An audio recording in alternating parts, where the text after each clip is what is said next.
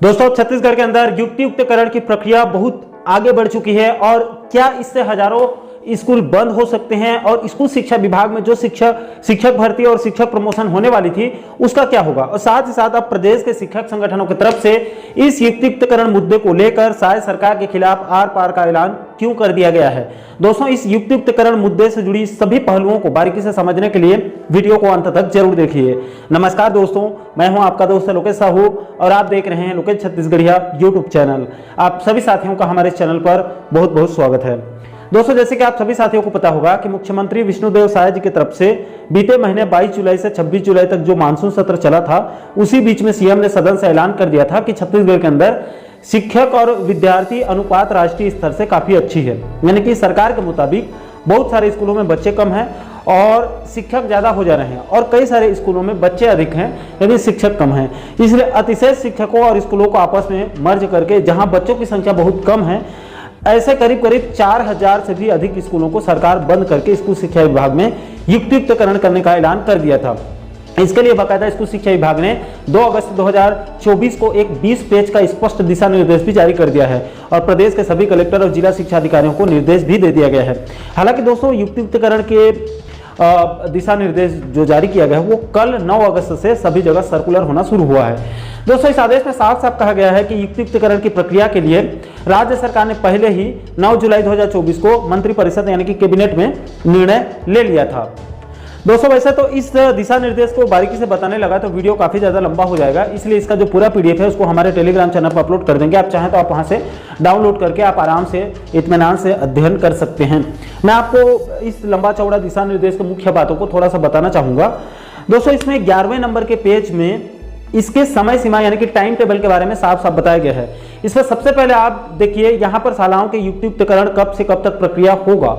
तो इसमें बताया गया है कि सबसे पहले शालाओं यानी कि स्कूलों का जहां पर बच्चे कम हैं उनका युक्तियुक्तकरण की प्रक्रिया जो है वो 20 अगस्त 2024 से 16 सितंबर 2024 तक चलेगी। यानी कि 16 सितंबर 2024 को शासन के द्वारा युक्तियुक्तकरण शालाओं का आदेश जारी कर दिया जाएगा।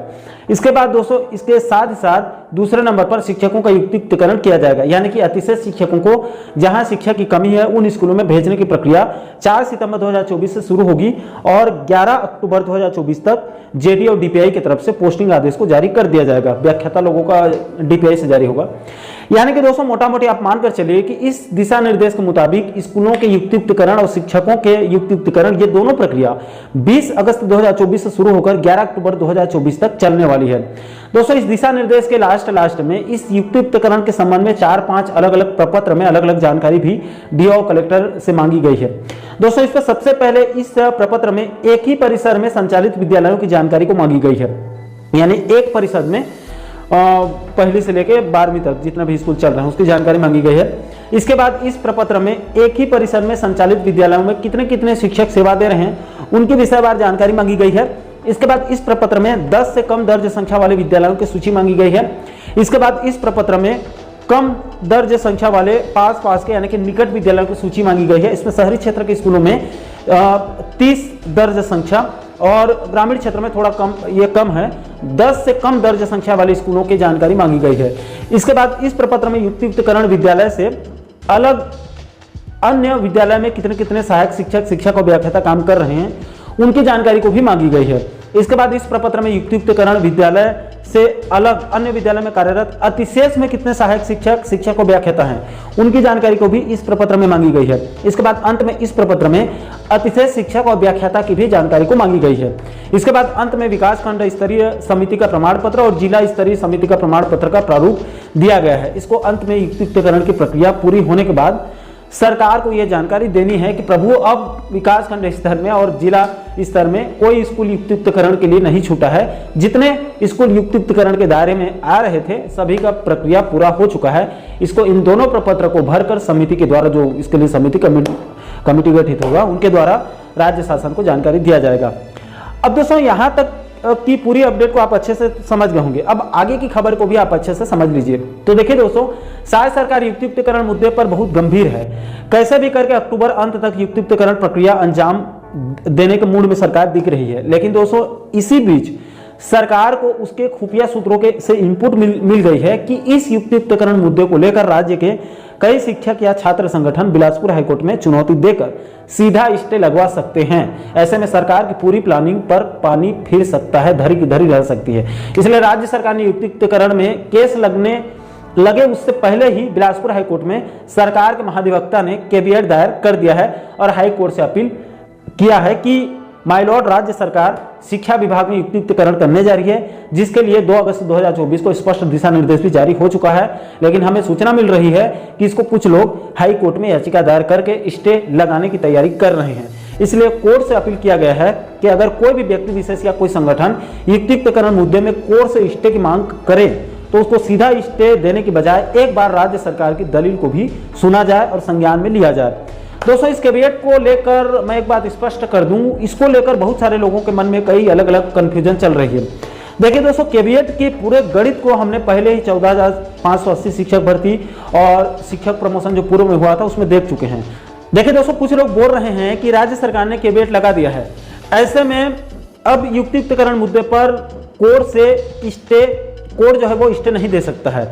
दोस्तों, ये आधी सच है, आधी अधूरी सच है। दरअसल इस कैविएट की हकीकत यह है कि चूंकि युक्तियुक्तकरण मुद्दे पर राज्य सरकार ने कैविएट जरूर दायर कर दिया है, लेकिन इसका मतलब यह बिल्कुल भी नहीं है कि हाई कोर्ट अब स्टे नहीं दे सकता है।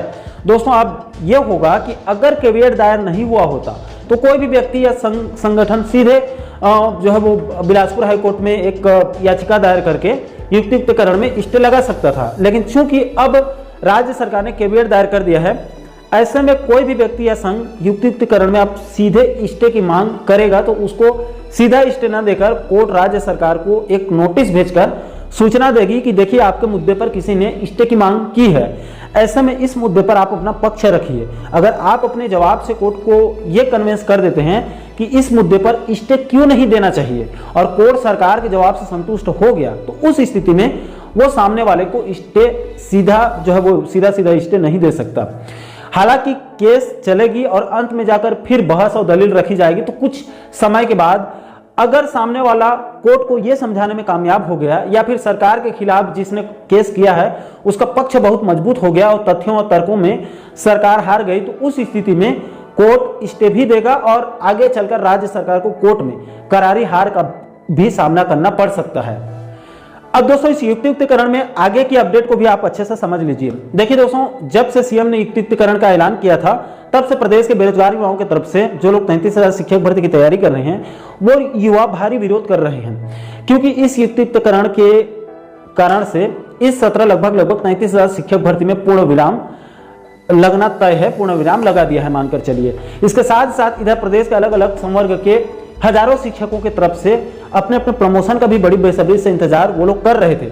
लेकिन दोस्तों, इस युक्तियुक्तकरण मुद्दे ने न सिर्फ शिक्षक भर्ती बल्कि शिक्षक प्रमोशन में भी अब इस सत्र पूर्ण विराम लगाने की दिशा में आगे बढ़ रहा है। इसलिए जब से इस युक्तियुक्तकरण वाला जिन बाहर आया है तब से प्रदेश के अलग अलग सभी शिक्षक संगठनों की तरफ से भारी विरोध किया जा रहा है। इस पर सबसे ज्यादा छत्तीसगढ़ सहायक शिक्षक समग्र शिक्षक फेडरेशन और सामने आकर विरोध कर रहा है। आपकी जानकारी के लिए बता दूं कि इसी मुद्दे को संज्ञान में लेकर छत्तीसगढ़ सहायक शिक्षक समग्र शिक्षक फेडरेशन के प्रदेश अध्यक्ष मनीष मिश्रा जी की तरफ से 24 जून 2024 को ही स्कूल शिक्षा विभाग के सचिव और डीपीआई के डायरेक्टर से मुलाकात करके उनको एक ज्ञापन सौंपकर स्कूल शिक्षा विभाग में सबसे पहले शिक्षकों के प्रमोशन करने और उसके बाद युक्तियुक्तकरण करने की मांग रखी गई थी।